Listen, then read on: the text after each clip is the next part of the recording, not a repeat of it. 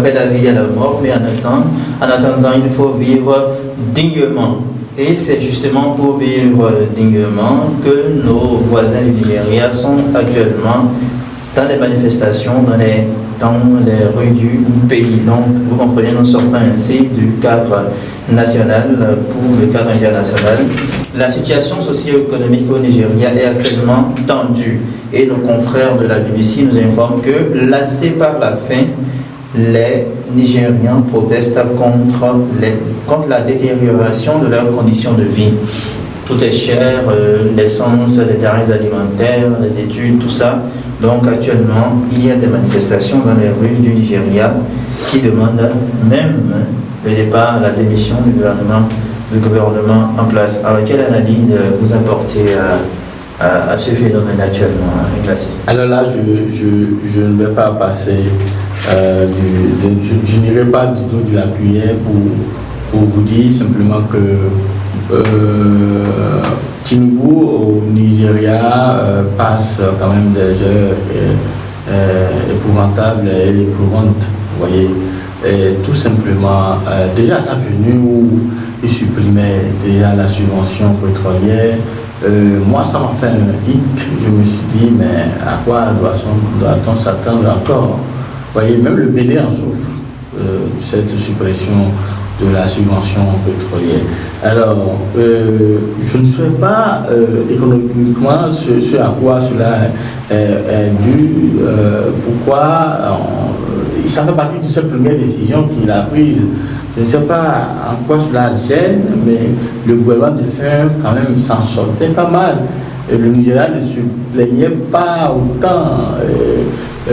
Sous Buhari, on n'a pas eu ces échauffourées qui font.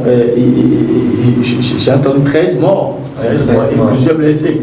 Ouais, donc, la population est déterminée et déchaînée. Vous connaissez le peuple nigérian. C'est des gens qui, à un moment donné, n'ont plus peur de la mort pour se faire entendre. Donc, ça pose un problème. Je proposerais au gouverneur de faire des assises, de faire des assises nationales, d'écouter le peuple, qu'est-ce que le peuple veut, et d'essayer d'apporter quand même satisfaction à leurs revendications. Parce que voilà, un peuple qui, avec leur commerce et leurs affaires, ne dérange pas les dirigeants de cette façon. Ils sont dans leur business, ils font leur business, ils roulent, ils n'ont pas le temps. Voyez, parce que la suppression de cette subvention pétrolière a créé d'autres dommages.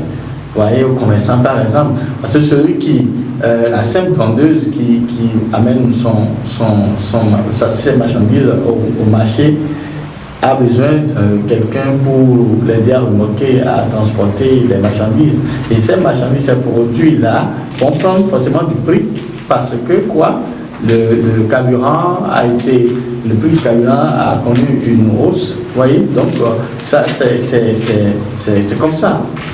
Et j'ai lu, ils ont dit on proteste, on manifeste parce qu'on a faim. Ils ont faim et les Nigérians ne font pas ça.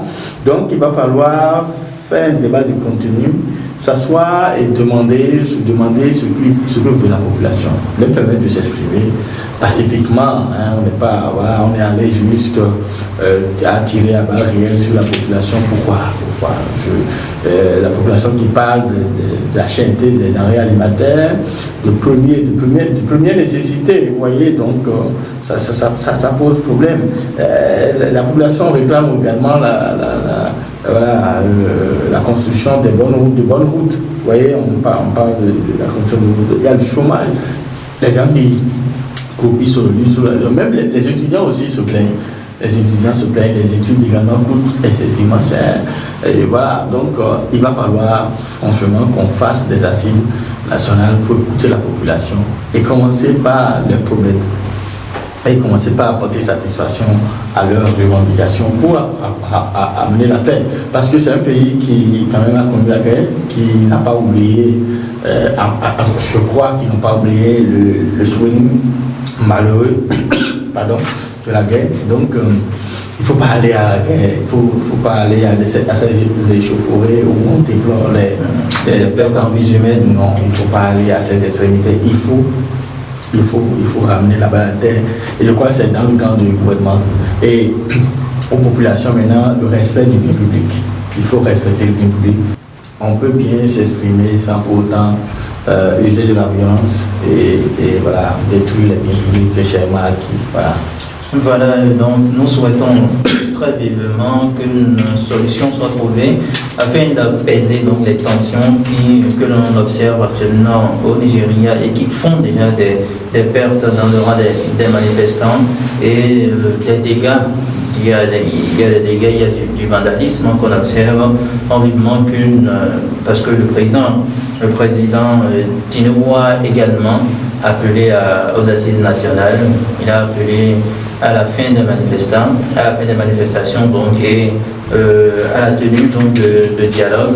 On espère que ces dialogues ne vont pas accoucher d'une souris et que tout répondra pour le mieux très bientôt. Alors c'est la fin, mesdames et messieurs, abonnés de la chaîne Ibid, c'est la fin de ce numéro de Primeur Info que nous vous remercions d'avoir suivi. Nous remercions également Arim Lassisi pour son apport.